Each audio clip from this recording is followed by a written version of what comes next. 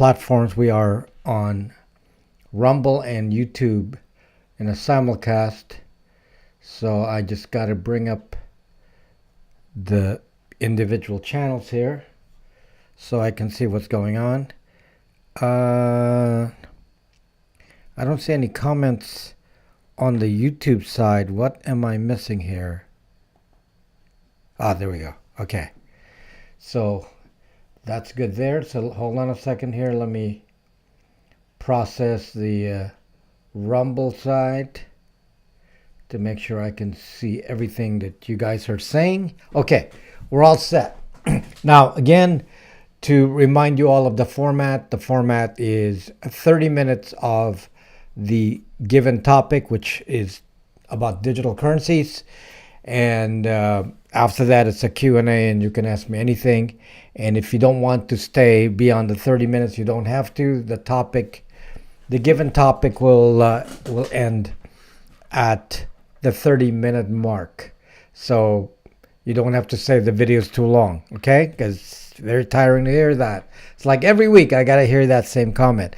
So welcome, my friends. And the news this week, a couple days ago, the Federal Reserve announced that they're actually going to go into a test mode or beta test of CBDC. This is not like, what is it? CDBC? CDBC, that's something else. This is CBDC, Central Bank Digital Currency. Central Bank Digital Currency. So that's what we're going to talk about. One other thing that I want to say is signal is not steady. I think the voice is going to be steady. The actual video, though, is jittery, and I'm actually even using Starlink right now. This is being broadcast on Starlink for the first time. The other network was even worse, which is Spectrum. So the Spectrum one was dropping to zero. The Starlink one is just dropping a little bit, but not entirely. So you should be able to see me nonstop here. Okay, so just monitoring here, and I'll tell you. Well, I can see if it turns red, then that means the signal's dropping. Okay, so bad signal. Alan Wake says bad signal. Oh, lag. Well, let's not worry about the lag. Just worried about the actual ability for you to hear what I'm saying. Okay, so yeah, so the video may lag because it's really unstable. So the video may lag, but the sound should not lag, and you can confirm that with me, making sure that that is in fact the case. Okay, so the topic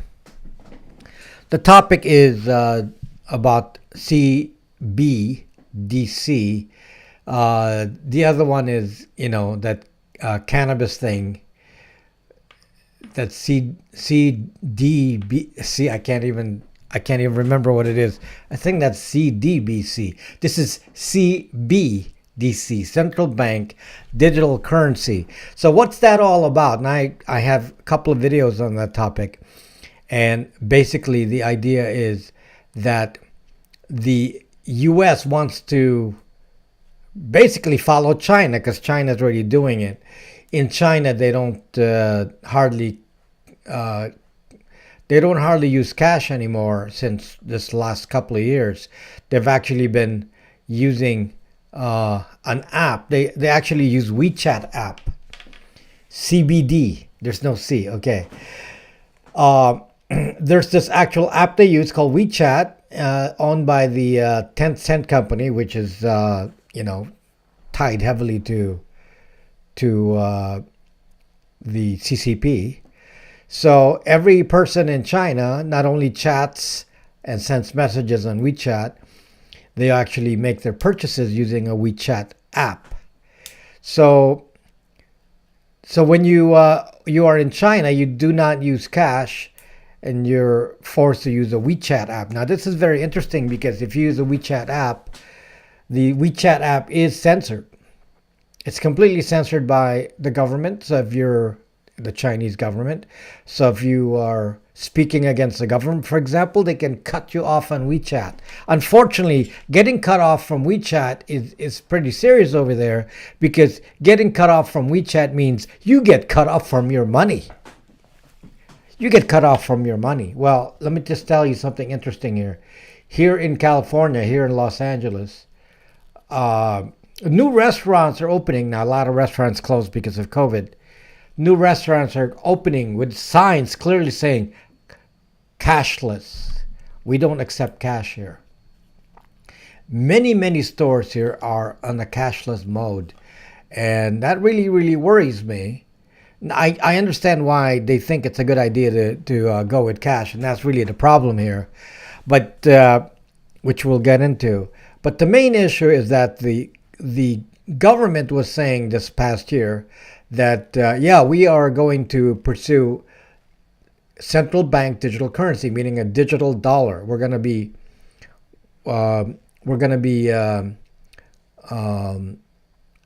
implementing a digital dollar here in the U.S. and they gave some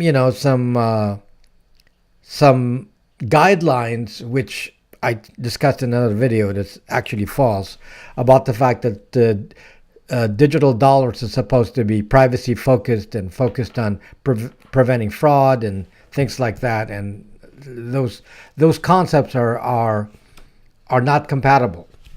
So if you want to prevent theft, you got to be tracking like crazy, and the fact that this is going to require some sort of platform like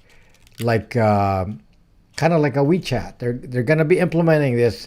This is going to tie into some of these other products like Google Pay and Apple Pay and so on. It's likely going to tie into some of that. That's not yet part of the test. Yeah, Mysticulous. Yes, I already said that at the beginning. That it's don't worry about the video freezing. I can't control it. Just worry about the voice. So yeah, so just worry about the voice. The video is kicking in and out every so often, but don't worry about it, because we're just going to waste our time discussing it.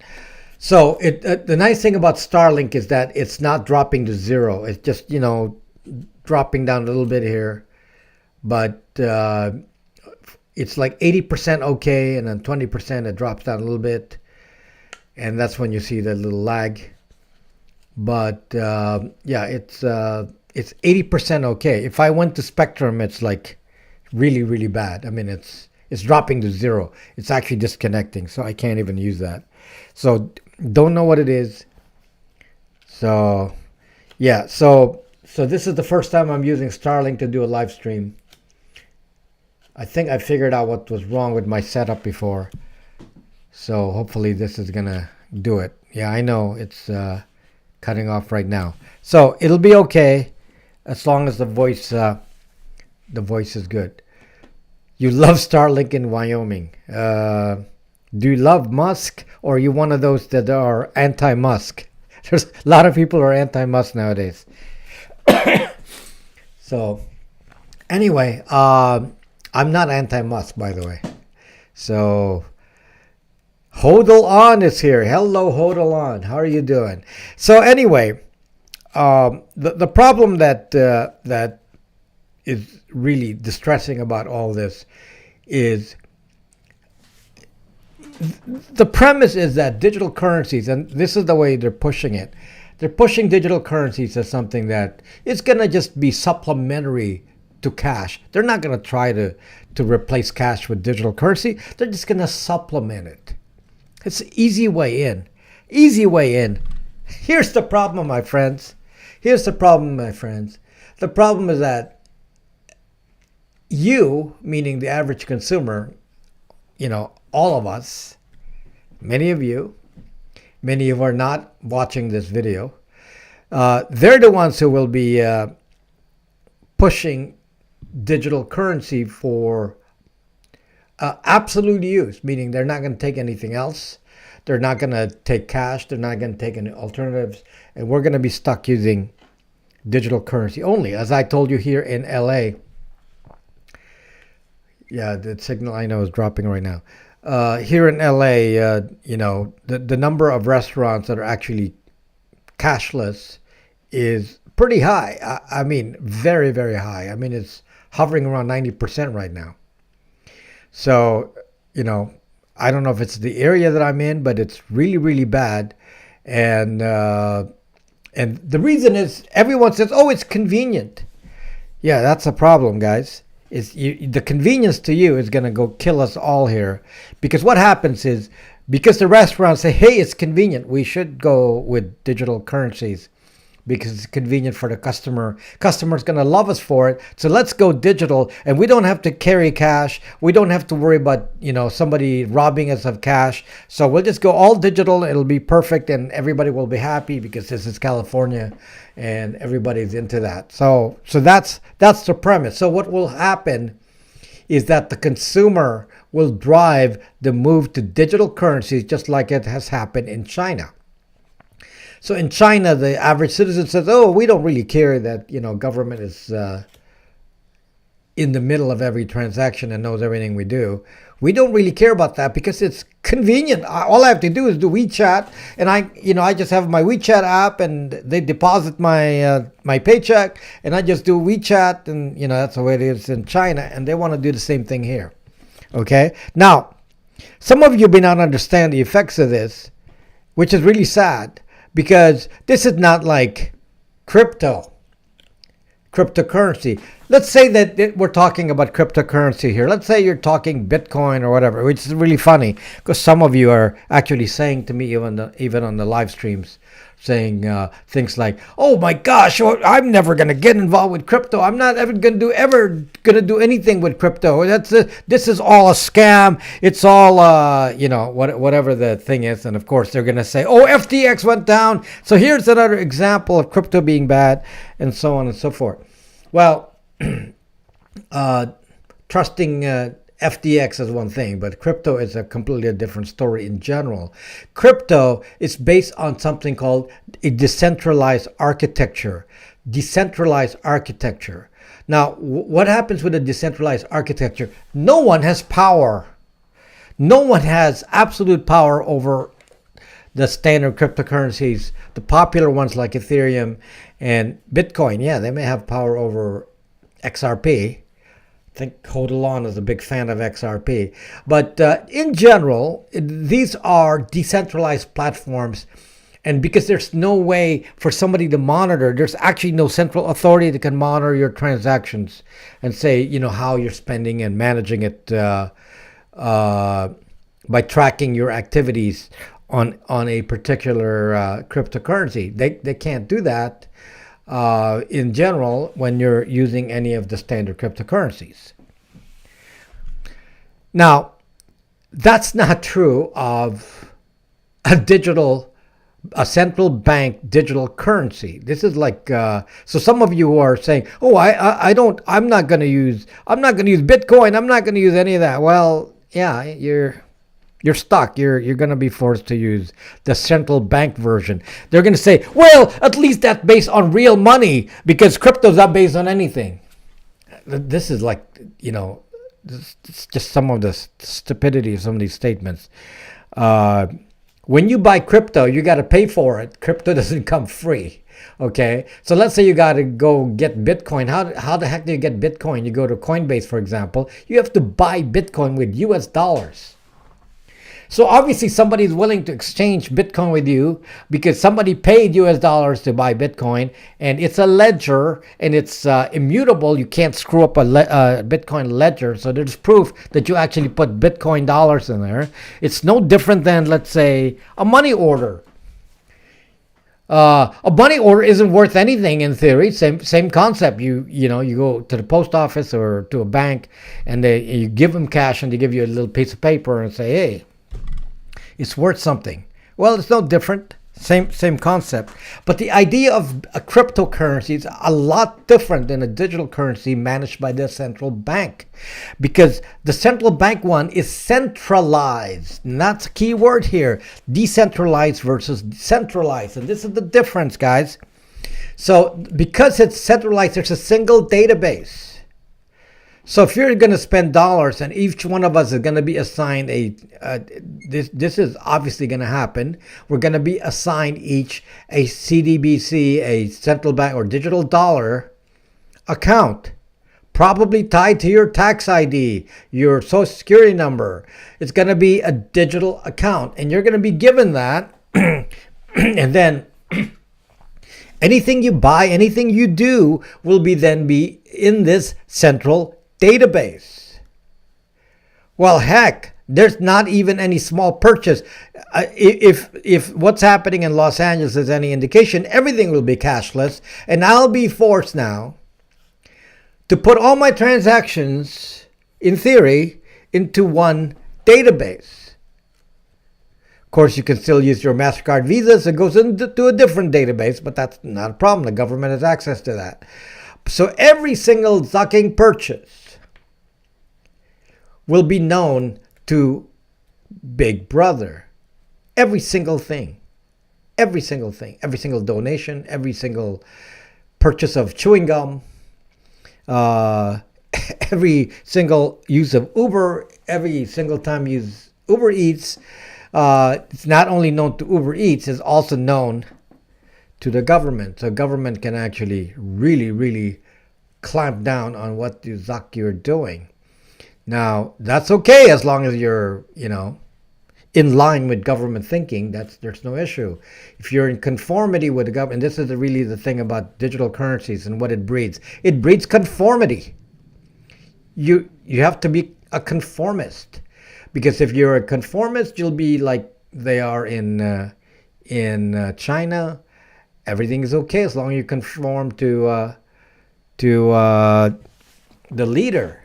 So if you conform, then you have no problem. If you have any kind of disagreement, first of all, let's say, let's say I have an experience like Snowden, where I say, well, I don't like the government spying on its citizens as it did so illegally in 2013 and now accepted as fact by even the Inspector General report, actually agreeing that there was, in fact, abuse of signals intelligence by the NSA. We don't want to hear that. We don't want to hear that. Boy, the signal is really rough right now. There's just some moments when it's really rough. Maybe because I said NSA. See? Look at that. I say the name of a 3-letter agency and the signal drops to 0. Wow. I don't know. That's kind of real time there. Okay, I'm not going to say that anymore. I'm just going to say 3-letter agency. We'll see if that works. Yeah. We're just going to refer to 3-letter agencies. We're not going to specify no 0. Dropped. Look at that.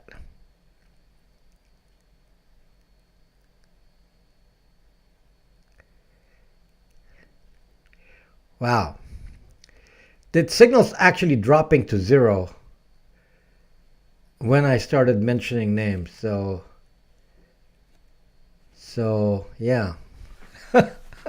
I'm not a conspiracy theorist, so we're not going to make any assumptions about that. But yeah, but just interesting observation. This is not the first time that happened, but I didn't know that you can interrupt in real time, though. I didn't know that there was such a technique to do this in real time. So yeah, I don't know. Shouldn't be able to do it in real time. So that's pretty crazy, though. Yeah, I mentioned certain words and the whole stream goes down. Whoa.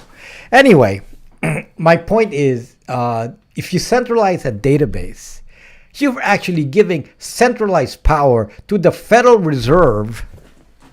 Centralized power to the Federal Reserve to judge each of us. So they're actually going to be able to grade you kind of like a social score and say, oh yeah, we're interested in shutting you down, and shutting you down financially.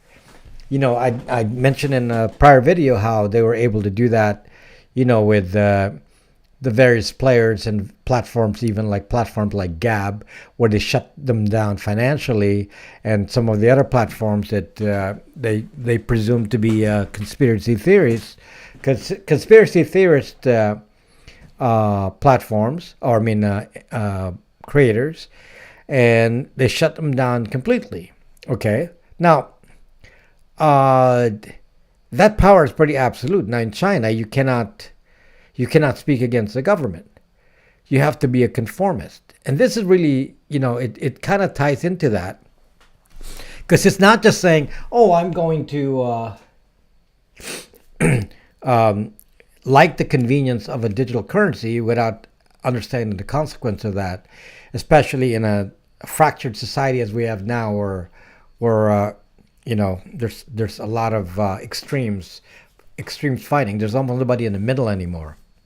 So the reality is that likely the majority of the people are in the middle. But if you if you actually listen to the way the press spins this, it's almost like nobody is in the middle. Like the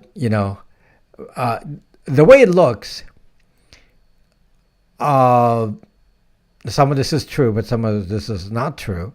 But the way it looks is like California is 99% Democrat, and Texas is 90% Republican. Here in LA, it's 70%. 70% Democrat in LA. But Texas is probably closer to 50 some percent. Yeah, I mean, it's the majority of people are in the middle. So when somebody has power, it's not really an absolute thing where 90% of you are on one side. It doesn't happen like that. At least not in our current environment. That's going to change though. When you start controlling the purse strings and people are afraid to say something that might offend the people in power, then it kind of becomes a very dangerous position here. Because you don't want your financial situation affected in any way, because you got life, and you're going to say, well, this political stuff is well and good, but I got to live, I got to eat, and I'm not going to go risk that. And that's actually the reality of what has happened, or what happens in a dictatorship government that I've been in. I've been in that environment where, it's a dictatorship, and at some point people just give up, and then they just stop fighting. And then it needs some sort of trigger to activate, some revolutionary response, but it takes a while. So in the meantime, everyone just accepts it, and then the persons in power become more powerful. And that's such a scary situation, because I've already been in it, and it's very sad that people don't actually realize this, and they're thinking that doing digital currency is no big deal, there's no real impact. Well, there's a lot of impact, guys, and the main impact, as I said, is this is not like a cryptocurrency that's decentralized. It is centralized, so somebody will have information about each and every one of you personally. Someone will know what you're purchasing. If you're donating to some cause that maybe they don't like, then that'll mark you, because now you're gonna have to say, oh, how do I hide that? How do I hide my donation to the Democratic Party or the Republican Party or some particular candidate? How do you hide that? And then you start to worry, and then you start, it becomes very uncomfortable, because then you feel like you're violating the law just because you do not want your thoughts to be obvious to some party. And all this is going to happen, the centralization of the database of all of your financial goings on, because the average person wants the convenience of a digital currency. That's why they want to use Apple Pay and Google Pay and all this. And it's very sad. It's very sad. Now, some use of it is okay. The problem is that when there is no alternative way to use some sort of anonymous way of spending, I don't really care if you spend, shopping and do all that, the usual stuff. But there's always an option to do cash. When the cash option disappears, and some of them are going to disappear because the entities themselves, like the restaurants and whatever, stop saying, we're not going to accept cash. So at least for me, if you buy something from me, I will ensure that I will always accept some other method of payment that's not tied to digital currency. I'm sure I'll be forced to accept digital currencies too at some point. I'm not sure it's going to be an option for any one of us, and this is really what I'm afraid of. Again, I'm okay with some of this. You can use a little bit of this. You can use credit cards. You can use some of these other alternate methods of payment, but not as an absolute. There has to be an option. Signal just dropped very badly there. Just giving it a moment to catch up here. So anyway, that's the problem that you may not realize. How are they actually going to implement digital currency? So today, they're doing a beta test. The Federal Reserve is doing a beta test with Wells Fargo, Citigroup, HSBC, and MasterCard. So those are the entities that are testing the infrastructure on, which means they expect the transactions to go through the credit card system. So they're actually expecting to use existing infrastructure, which is how they did it in China. They're using the existing infrastructure, and guess what? How do you think this is going to be implemented in reality? Well, chances are it's going to be implemented using Apple Pay, Google Pay, one of those. That's going to be part of the infrastructure. Meaning they're going to dictate that every move you make, you're going to have to use a normie phone. So yeah, that's a worrisome situation here, where we're forced to use certain applications, apps, and hardware, like certain kinds of phones that are consistent with what the state wants.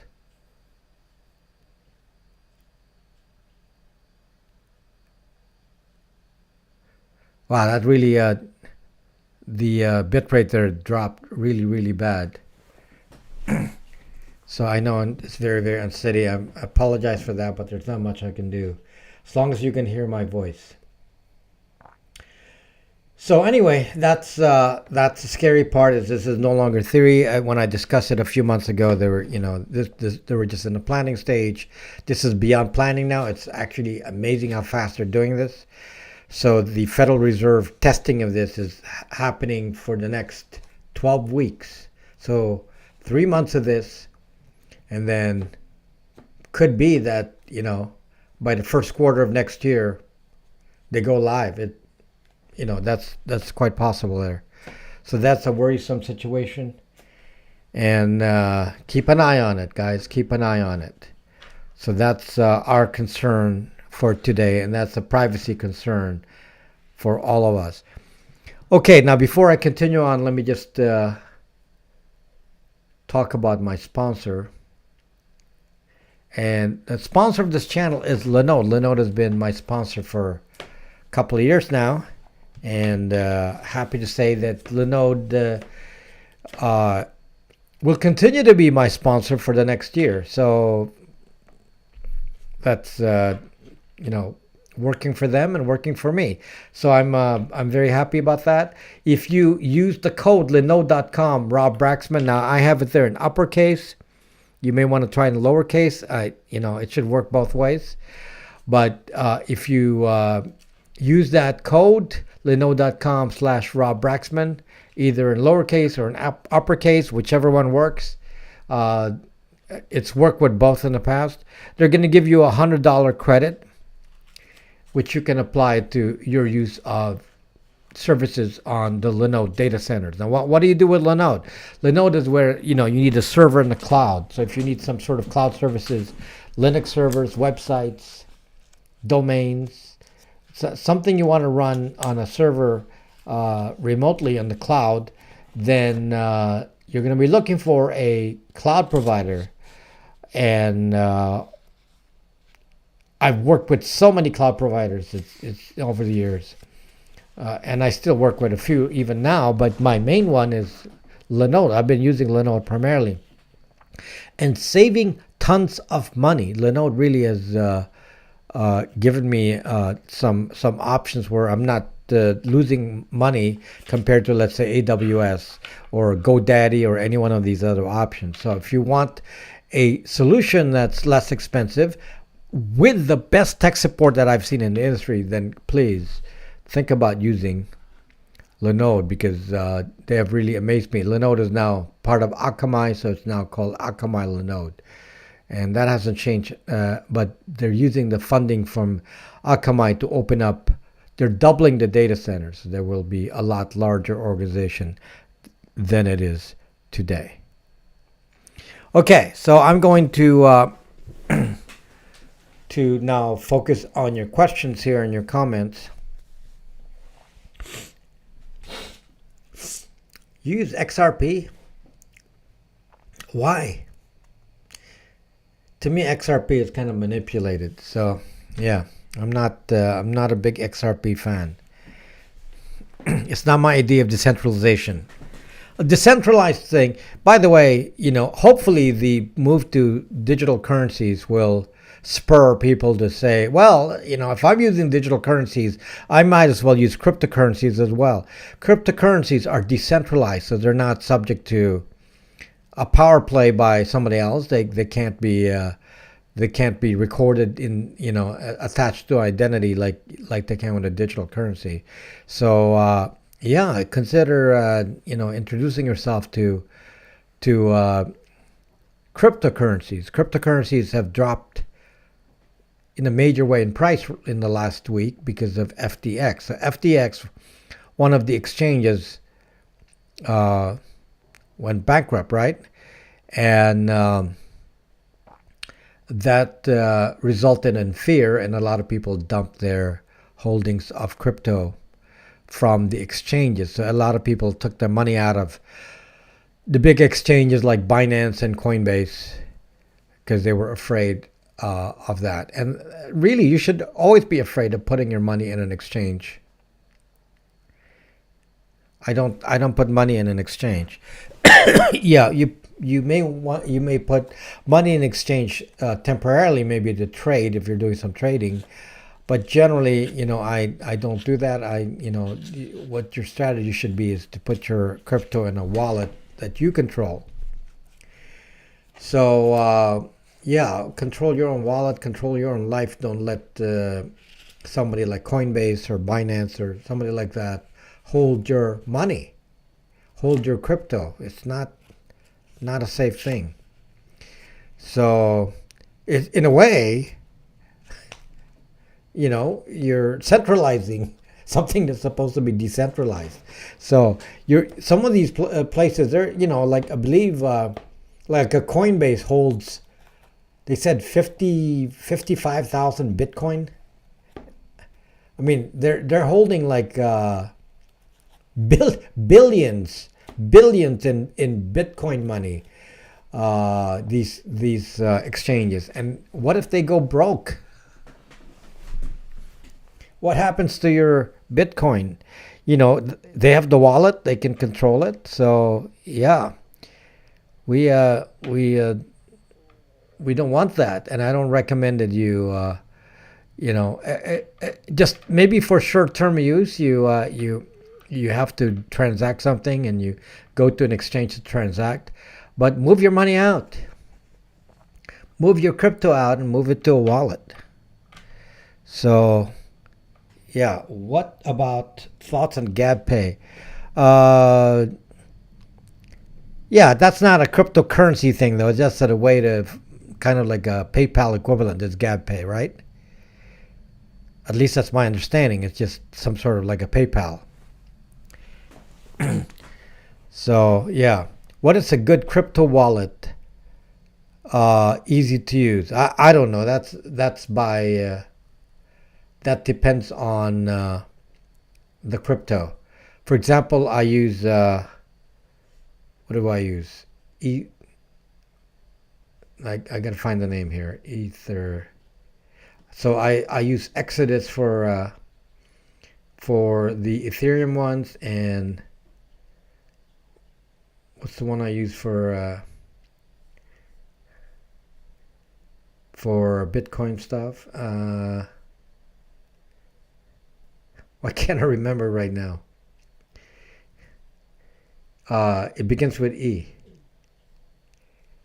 It's a very common one. Can't remember right this moment. So yeah, yeah. So that's so I control it. It's local to me, and then you back up your it's called a seed. You back up your seed, which is a bunch of words, and you can store in a safe or somewhere, and then you can always recreate your account on any computer as long as you know the seed.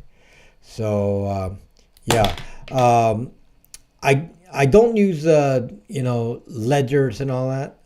They're hard to use, and they're called cold wallets. If you have a lot of Bitcoin, Electrum, that's what I use, Electrum. Yeah, if you have a lot of money in crypto, then yeah, you should probably keep a cold wallet. But you don't even need a physical wallet if you have the seed.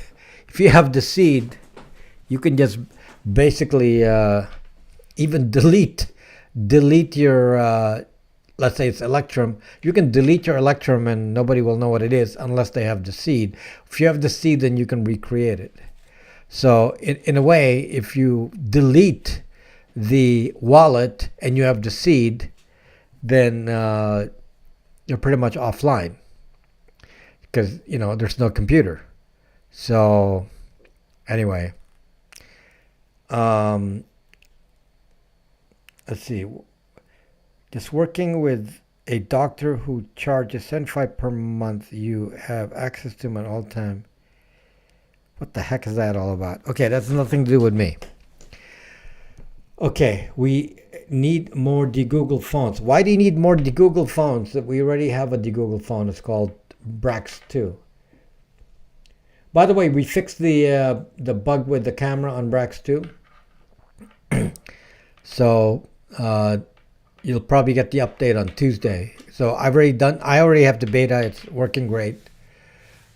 We just don't want to update you over a weekend. So if there's a problem, we don't want to have any more problems. So we're going to update you on Tuesday with a camera issue that will solve that, and then the camera will work fine. So War Eagle makes a comment about FTX. Okay.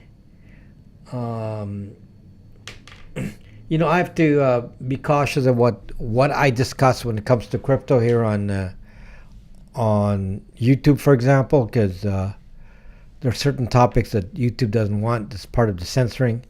I don't know exactly what their issue is with crypto, but I tend to minimize my my comments and opinions about crypto, or I don't promote any crypto in here. At least not in a specific way. I think that crypto is necessary for privacy. It may be the only in the future without cash. Crypto may be the only option we have that has privacy implications, that has privacy benefits, and very soon, we may not have a cash option. So, yeah. So as long as we have crypto, as long as crypto survives, then we may have a way to to resolve some of these privacy issues. So one of the worst things you can do is have somebody like YouTube or some of these platforms actually push us away from crypto, which is really, really a bad thing because it may be the only choice we have, the only option we have. Yates Networks, thank you very much. Thank you very much, Yates Network, for your contribution. So, best 2FA app, as I have best 2FA app. Well, I mean, what does that mean?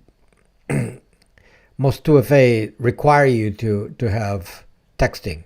It's not like yeah, you can use Authy and so on, but you're gonna be required. Google requires that you have a phone number. How is it more private? Crypto? There's no name to crypto. When you do a crypto, you send money to temporary addresses, and so it's, unless you reuse this address over and over, it's actually pretty difficult to ascertain, how that is attributed to an individual. So, and depending on some cryptos, it's darn impossible. Like if you use, any one of the privacy cryptos. So, but there's, it's not like identified. I mean, there are some algorithms.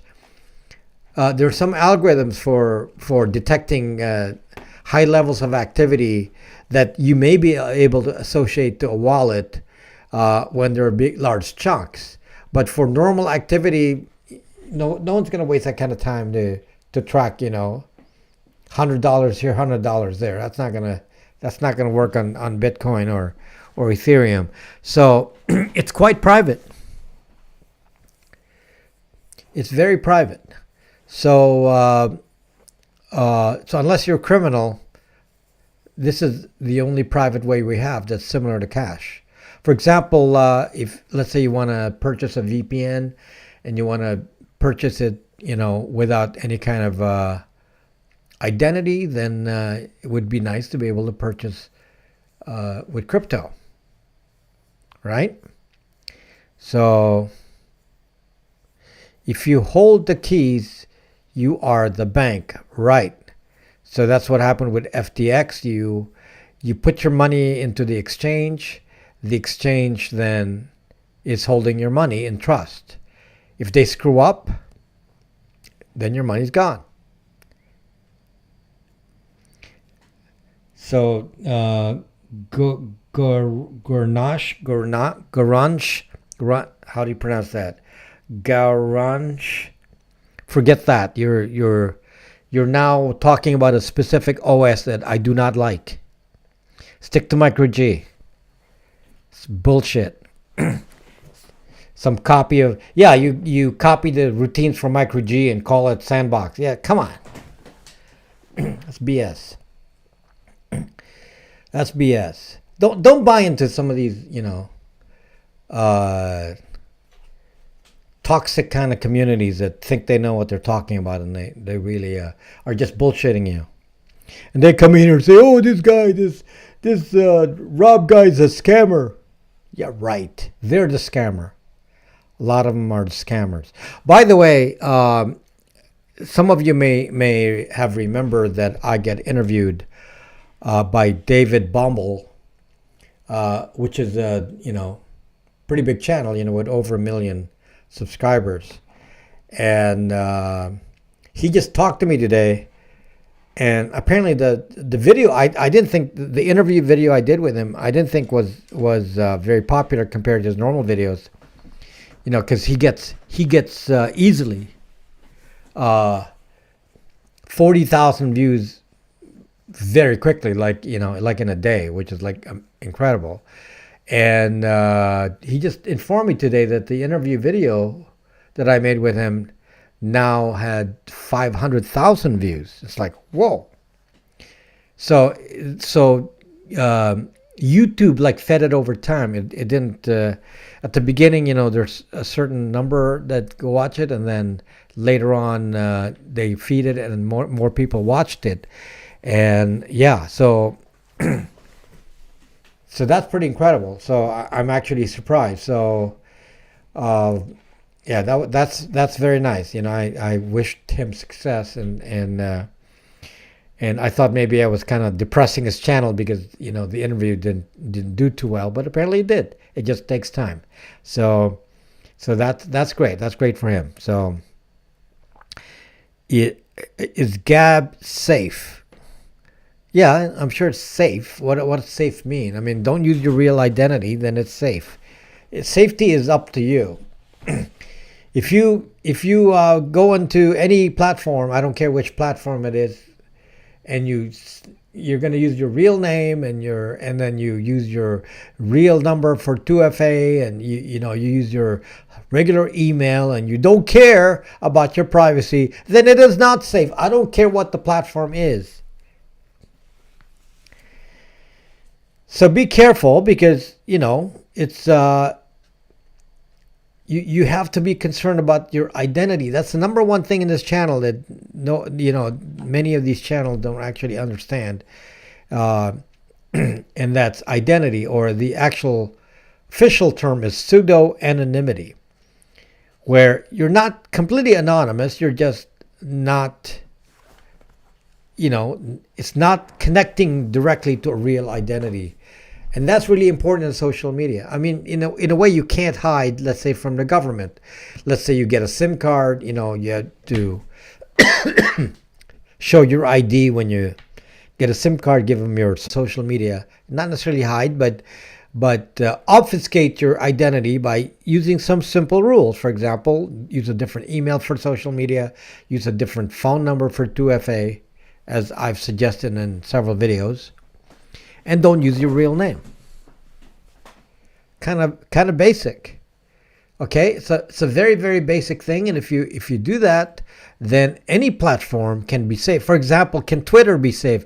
The answer is absolutely yes. If you do what I say. If you're not too smart, this is what you do. You go to Twitter, and Twitter, this is before Musk, they require 2FA. So you give him your normal phone number, because you're like that. You follow the rules. You're a rule follower. And Twitter said, "Oh, I'm going to. We want your phone number," and then Twitter sold your phone number. Now, fortunately for me, the number I use on Twitter is Google Voice. So some thief now is saying, "Oh, I got Rob Braxman's phone number here." It's a Google Voice phone number. So, yeah, be smart, guys. I mean, some of you are saying this to me. Some of you say this, and you say it all the time. I don't want to hide. I want to be able to say what I want to say. I want to be, I want to be transparent, and I don't need to do all this hiding with,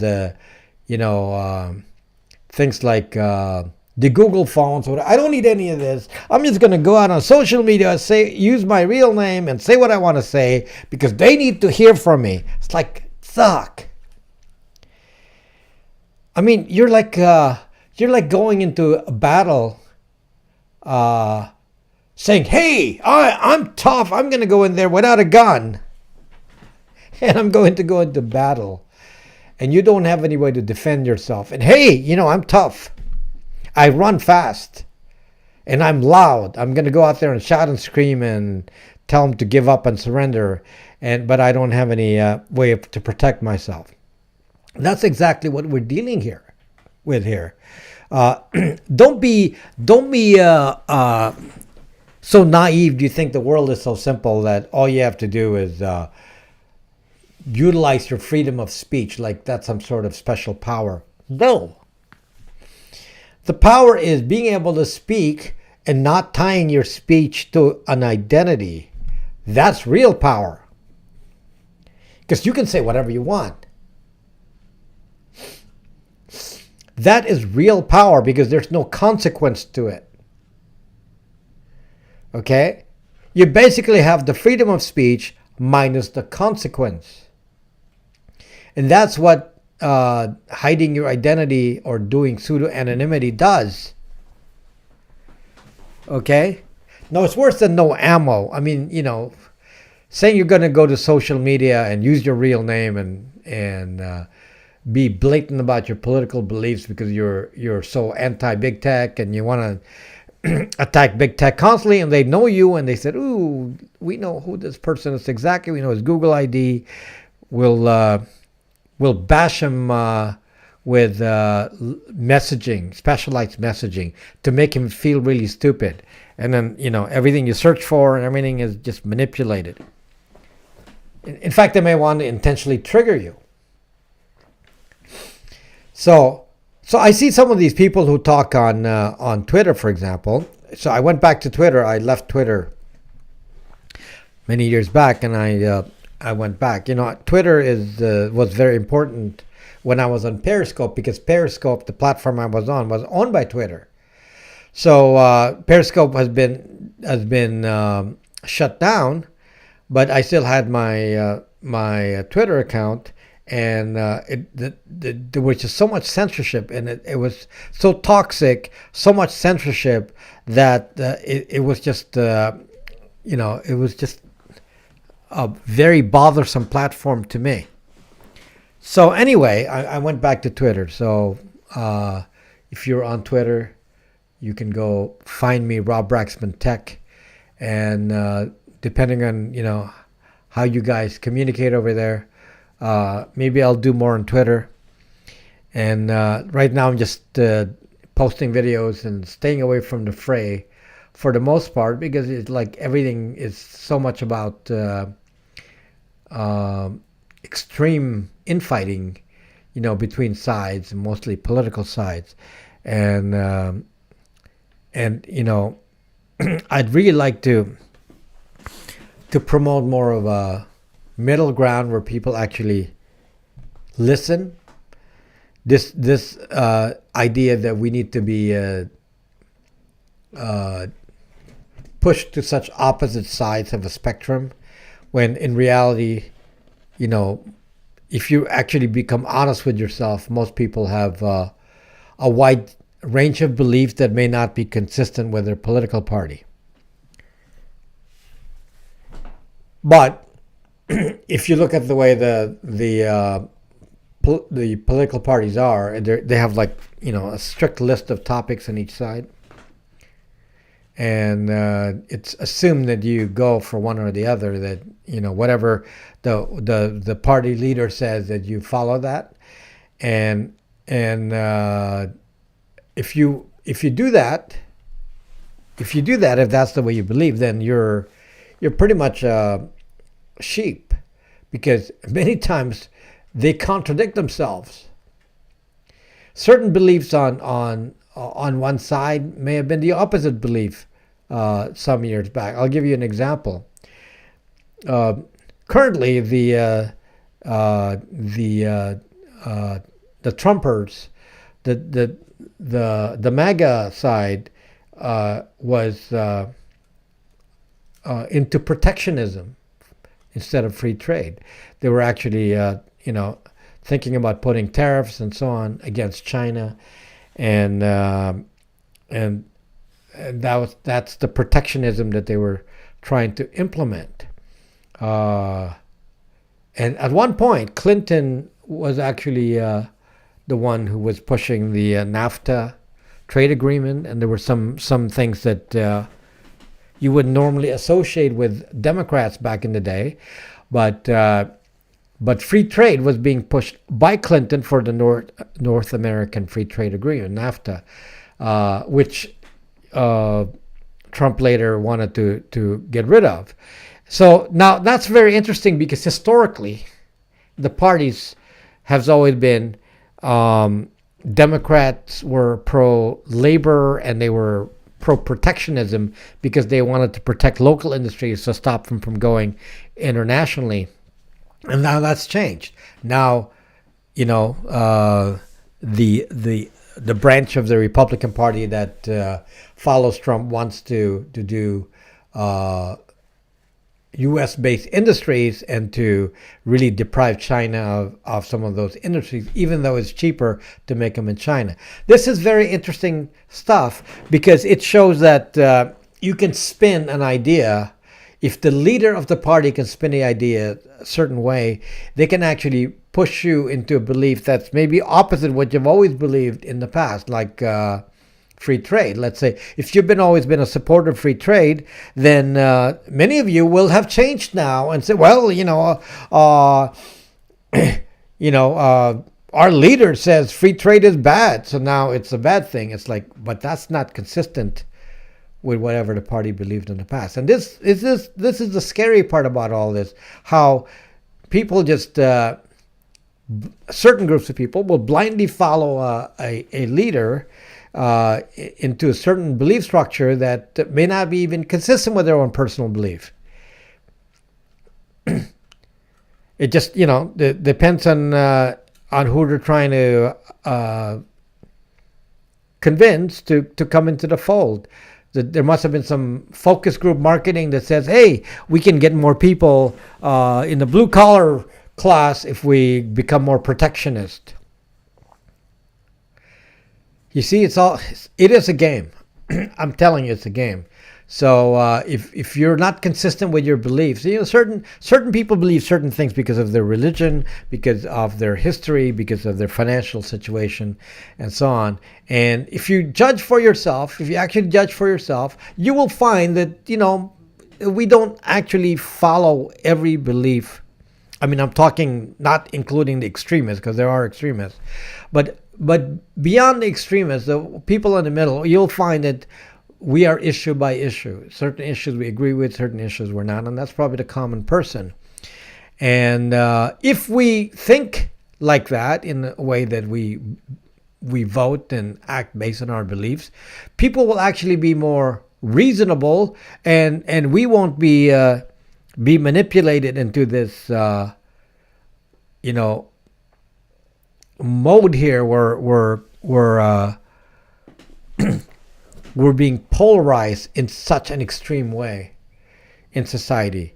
It's just not a good thing. For me, I want all of you to understand that privacy is not, and digital currencies and some of these are not issues of left or right. It's not an issue of left or right. Some of these issues are issues of power. If you can be manipulated, then you will be manipulated. And doing this polarizing effect here, I told you, like, if you think about it, in Florida, 59% voted for DeSantis, let's say. I don't know what the actual percentage, but I know it's like 10 points, right? That means 49% didn't vote for him. I mean, that's still a pretty sizable chunk. The reality is, minus a few percentage points, the country is basically, split everywhere with all sides represented anywhere you are. Maybe more on one side versus the other, but everywhere you go, there will always be a mix of views. There's no such thing as California is 90% liberal. That's not the case. Here in LA, we're, around 70% here. But generally speaking, there's still a sizable amount of people outside of Los Angeles, Chicago, and New York City that have significant chunks of people on one side. They may not be, was it 20 points? Yeah, but here in LA, it's like 70%. So 70% of the people here voted for Hillary. Even in my block, consistent even in my block. Okay, so so that's pretty uneven, and we may be, I may be in one of the more extreme examples here of that where it's not really balanced. But generally speaking, it's in the country overall, it shows that the country is, there's a wide range, and half the people believe one thing, half the people believe the other thing, and government will flip based on those in the middle, and which is not that very, not that much of a shift. Slight shifts are enough to change government. Slight shifts, and that's really the power of big tech. Because if somebody can influence the messaging, and all they have to target is just all those people in the middle, and they just target a few, you get a lot of power. How much of that's being used now? How much of the young kids have already been influenced from their past? Young kids think differently than as old people. So if they're been trained over their lifetime to think a certain way, and parents don't even know that, how do you correct that? Is it even possible to correct? So, especially on the privacy side, we got a situation here where the average person now believes that privacy is completely unimportant. From the government side, we're made to. From the big tech side, we're made to think that you do not need privacy, that you need to have access to your apps. You need to be able to do everything that you normally do, and privacy is immaterial. It's not that important. I'm going to have to pop an ad here because YouTube said I should insert an ad, so I just inserted an ad, which is the first time I've done it. So that hour mark. So they wanted me to put an ad in an hour mark. So that's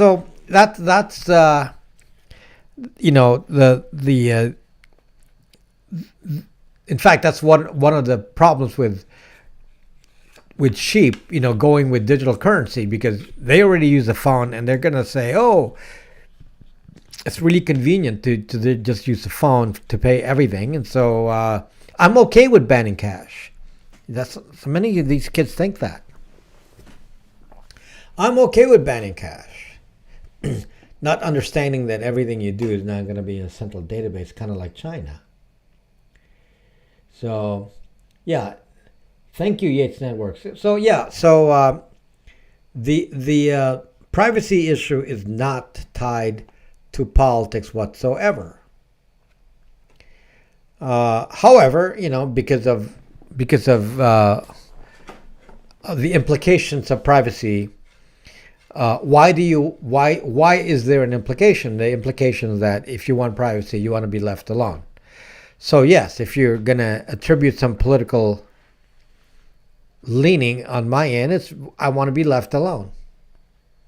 I don't want anybody watching me from my shoulder and seeing what I'm doing. I want to be left alone. That's it. Very simple. I don't like either political side. Yeah, Double J, I popped the ad in because YouTube told me to do so. So, gotta help make the channel a buck or two. It might make me 50 cents to do that. So, yeah, so I'm sure you didn't miss much. So, the idea of being reliant on the hardware, for example, the phones, and being able to have them track everything, that's really, really worrisome to me, because we're not talking about just phones. We're talking about devices with a Google ID, a Apple ID, and some ID that actually knows everything that you're doing, and every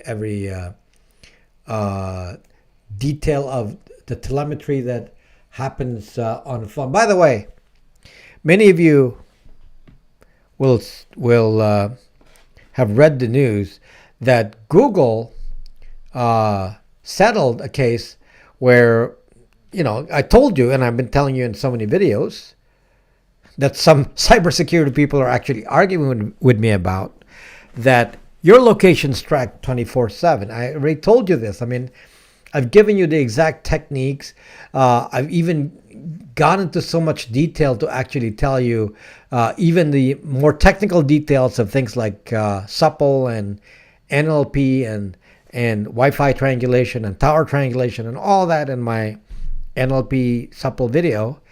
And many of you are still not believing, and you're saying, "Oh, this guy is a conspiracy theorist." And Google settled with the 40 states for what, 150 million on the accusation that they have been collecting location information. Well, so many of you challenged me on that, and it's just you got to hear from the main press before you believe me. And some of these people who call me the scammer and whatever names they call me, because they say I spread fear, uncertainty, and doubt, FUD. And then, as always, because it's based on fact, everything I talk about here is based on fact, as always, is proved to be true. And Apple is being sued again for the same similar thing, because I told you about the telemetry that they do with the phones, and where they collect all the information about you, including location, and now with all these AirTag business and so on. And people are saying, no, Apple's safe. It's a privacy. It's private. It's a privacy focused company. iPhone is privacy and all that, and they got sued, for the same privacy violations in California. So, yeah. So, and people are saying, well, this Braxman guy, all he does is, put fear into us. I have to put fear into you because you don't pay attention to me. The bulk of people do not pay attention to what I say. And they're like constantly saying that, I'm spreading FUD in here. And it's really, really, really frustrating. Because, I'm always proven to be correct here. And the reason is, I'm ahead of the game. And many things that I say, I can't actually physically prove to you because they're hiding it. Even though the evidence is apparent and what the results of it are. And so I'm reverse engineering how they're doing that. And that's what I'm telling you. That's part of the unique things that I'm doing in this channel is I'm reverse engineering what they're working on and what they have worked on to tell you how they're doing it. And that indicates to me that there are some games being played. As an example is AirTag. So many of you are, in fact, it was in my last video that's apparently is quite unpopular, the shopping video I just did. So in the shopping video, I mentioned, okay, then, I hate anything to do with phones, iPhones and AirTag, because they're actually tracking you quite a bit using this AirTag. And people misunderstand that. It's not the AirTag that's an issue. It's the fact that in order for AirTag to work, the iPhones have to be tracked. Because wherever there's an AirTag, all the iPhones have to report their location. Okay? So, that, and by location, I mean even directionally. The location reported for an AirTag has compass headings. They have distance and compass headings. That's built into Bluetooth BLE. It's actually built into the standard. It's that accurate. They can actually say, oh, it's 5 feet away that way. So when a phone reports that they're 5 feet away from the AirTag and another person is in the same room, for example, let's say you go to a concert. Let's say you go to a concert and one of you has an AirTag attached to your keys. Well, that AirTag then will be reported by every single phone in that concert. That could be thousands of you. Or at least, within the range of it, within 200 feet, at least, hundreds and hundreds of you. Hundreds and hundreds of you will report a contact trace that you were found within such and such, with actually specific distances away from the fucking AirTag that you just reported. And you don't think that's important. They don't even need any special way to track contact tracing, because the way the AirTag is tracked, it includes a compass heading and distance. It's that precise. It's that precise. Thank you, MTBD ITWWW. Thank you. Thank you for the adult beverage tip. Thank you so much. So, but you see the issue here is on this AirTag business, for example, that it's actually more precise than the old contact tracing using the normal Bluetooth, because they can do that by MAC address. So the old contact tracing that they tried to implement with COVID that nobody used was, as you walk around with your phone, it will identify devices by MAC address. So if your device is next to another device, it will actually identify it by MAC address and report it. Well, the AirTag is pretty precise, because if you're found near the AirTag, it is even more precise than that Bluetooth contact tracing of the old days, because aside from distance and direction, it can actually place you on a map exactly where you are in relation to the AirTag, and place your exact position, which you will report with your GPS position to Apple with your Apple ID, with your sucking Apple ID. And then if you ever turn off your phone turns into an AirTag. Somebody said that the AirPods show up with Find My Phone too, which means they turn into an AirTag. This technology is zucks. It really zucks. I mean, it's like taking this abuse of privacy to a new level, and our reaction is, oh, I love my iPhone. Zuck that. Guess what? If you don't have an iPhone, you're not part of this contact tracing infrastructure. Don't use a sucking iPhone. And I have an old iPhone. I put it in a Faraday bag. Fortunately, this kind of architecture with the Apple Mesh Network and BLE is not in Google. Google doesn't use that.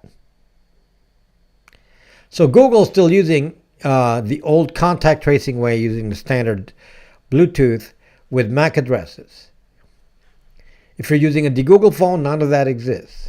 So that's pretty safe. So, yeah. So anyway, that's just interesting information. I got 17 minutes here. I'm going to tell you, just kind of tell you a couple of things kind of in the news in the next few minutes here. Many of you didn't watch my last video. You didn't like it. Maybe because you don't have shopping ideas yet. You're not interested in shopping gadgets and such. So you didn't watch last video. But the last video, if you're interested in watching that, actually went through the detail of which products might be good, not good for privacy. And I was pretty lenient. I mean, I wasn't hardcore. But one of the good things that some of you were asking about was, what about security products? So I actually did quite a bit of research on which security products I might encourage you to buy that are not based on Ring, Blink, Arlo, and one of those that are owned by big tech companies. So if you look in the description, you'll actually see some of these products. I actually bought one of them. So I bought a doorbell camera. I'm going to test it right now. I just got it today. And it has no connection with Ring. But it's a doorbell camera. It's kind of similar to Ring in terms of operation with the video. And local access. And that'll be interesting to see, because that's something that many people want. And they think the answer is to go connect it to the cloud and do all that, and all the dangers of Ring data being collected by three-letter agencies and law enforcement, sharing your life basically. We don't want that. So that's one topic. Now next week, I'm a little bit worried about doing this video because of the bad results of the shopping video. The shopping video was was not watched by existing subscribers. It was badly received. It's one of the worst videos in recent time. Anyway, the next video is going to be, could be interesting to some of you, and what it is I actually researched what used computers you can buy to install Linux. So it's a little bit different. You see a lot of videos on installing Linux on an older computer, but this one is a little bit different because I'm actually encouraging you to buy a used computer and to know where to buy such computers to install Linux. And then I put a very high standard in there of something that's fairly powerful, so that you will actually enjoy the Linux experience, kind of like a new computer. That's the next video. That's the next video that's coming out on Thanksgiving week, and I hope you appreciate you'll appreciate that. Not that you all need to buy that kind of computer, but at least you will have some knowledge about what to recommend. So that's in the next video, and I hope people watch it. So anyway, so that's coming up. The other thing that will be in an upcoming video that I need to discuss is Brax 2 and open source. So I need to explain to you, because this has been in the works, trying to stabilize this and draw the exact lineage of Brax 2 and where does Brax OS come from? Where's the source code for Brax 2? So that's all gonna come up in an upcoming video. I'm just waiting for the proper websites to come up, so you see the connection where Brax OS comes from. So so there's a community of people that built the precursor to Brax 2, and then Brax OS, and Brax OS is based on that, and that's something I'm gonna describe to you in an upcoming video. But I want to make sure that all the details are there. I am a advisor to the OS in question. So the OS, the precursor to Brax 2, is a OS that I'm listed there as an advisor, and that's the basis of Brax 2. So Brax 2 is based on that, and that's open source, and you can actually look at the source code. All the apps and all the preloaded apps on Brax 2 are also open source, and they're made by a gentleman that makes all the simple tools. They're called simple mobile tools. So they're all open source. So the apps, the dialer, the SMS messenger, and all that, contacts app, all are made by simple tools. So I also want to describe that, and so that's what I'd like to be able to explain to you in detail. That Brax OS comes from very solid foundation, and comes from true open source background, and in the future maybe there will be other communities and other phones that may use the same foundational OS, and I'm very happy to be part of that. Thank you, that one chick. Thank you so much. So anyway, I want to be able to communicate that, because I'm very proud of what we've been able to do with a Brax 2 phone. The next model next year of a Brax 2 phone will likely be more unique due to the rush of making the phone this year, to make it available this year, because we had the phone available in April, or so. Uh, so a year from now, or next summer, hopefully it'll be a nicer uh, platform, meaning a higher end hardware, higher end case, and it'd probably be less similar to anything out there. So uh, right now, it's the Brax 2, even though it's a different phone, it has the same form factor as some other phones, and that was done to save money. And there are certain things that I'm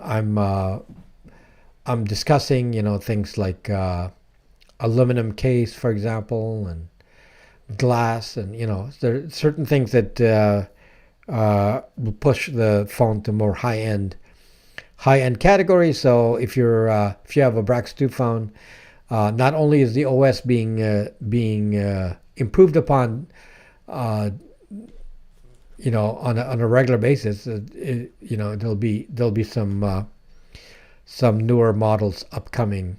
So we're into this for the long run, and you will likely find more support in Brax OS than you would, let's say, even Lineage OS or some of the other ones out there. And I'm very happy that's the case. And and you will see, like I said, that it's based on actually a team of people working based on a foundational operating system that's open source. And that's what I want to talk about in a future video, possibly right after Thanksgiving. I'll see if that's all done, then I'll be able to do that video. But I have to wait for the pieces to. I've been waiting for this for months to do this, and it's been difficult. A lot of stuff has to be done. Even legal things and entities have to be formed. So I'm illegal in China. Are you sure? And you're claiming that here on social media? You better have a VPN. Do you believe that computer programming and music making are related?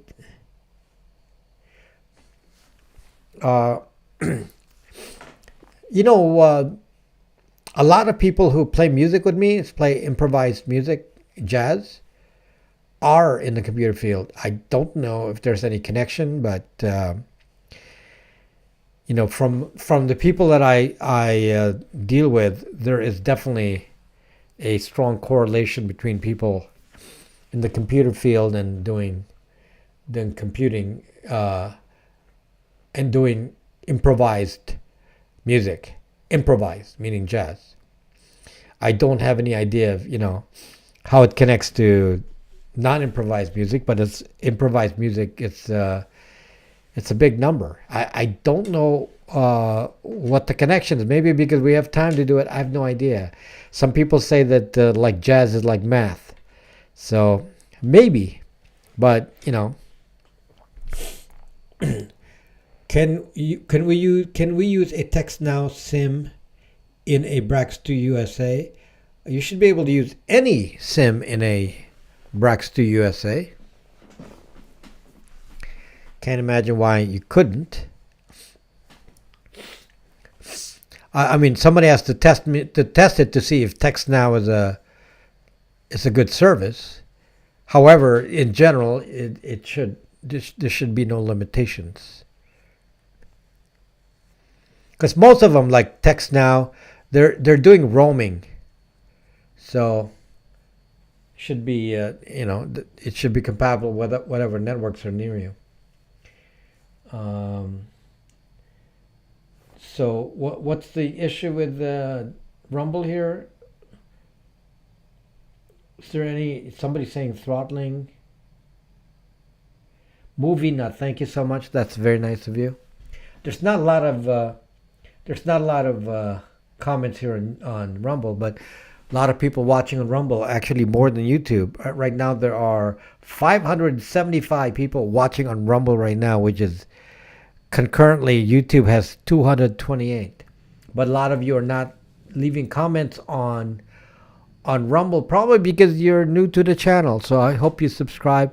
I have, it appears like 15.6 thousand subscribers on Rumble at the moment. So that's appreciated.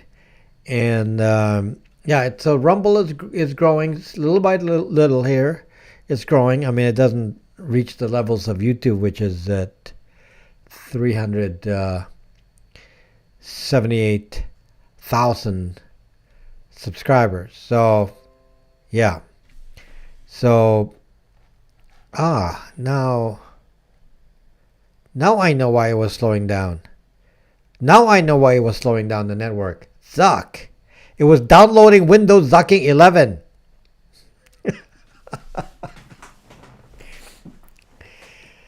Oh my gosh, it was downloading Windows 11. Screwing up my network. I did not know it was doing that. Because I have a separate computer here running. I have two computers in front of me here. And one was downloading Windows 11. Yeah, so yeah, don't worry about the video as long as, you know, the sound is good, then we're all good. Okay, so I got 4 minutes. So let me I don't see any comments I need to respond to on Rumble here. So is it time to bring back the barter system? Yeah, or use crypto. We probably need to promote crypto to protect ourselves. But YouTube doesn't like promoting crypto. So, okay, I don't promote crypto. Right. What you use Windows? I have several computers here that came with Windows. And I didn't bother with it because they have to have compatibility with OBS. So, yeah, my main computer is Linux. But I have two computers here that just do the video. So it's set here to just run the live stream. So they don't have to be in any particular platform. So yeah, I use all platforms. But I am using Linux 99% of the time, other than, you know, being the only two times I use Windows is live streaming and editing the videos. That's it. Live streaming and editing the videos. Otherwise, I am on Linux all the time. Okay, so yeah, don't be too extreme though. I mean, it doesn't matter. My Windows computers are defanged. They do not track me. It would be nice if you do early live videos. I can't do that. What's early for you is going to be, you know, way too early over here, and no one will watch me here. So it's, you know, I'm doing it at a reasonable hour for California time. It's I'm ending it now at 9:30 in 1 minute. So anyway, 1 minute remaining. Yes. So thank you guys for watching, and I will. I told you what the next videos will be about, the next two videos, and hopefully you like it and you watch. So thank you for coming today, and I will bid you good night and have a great Thanksgiving week. I won't have a live stream. I guess I can't have a live stream next week. Yeah, I just thought about that. No live stream next week because it's Thanksgiving. Yeah, and then it'll be Black Friday. So yeah, I won't be around. So okay, so no live stream next week, and just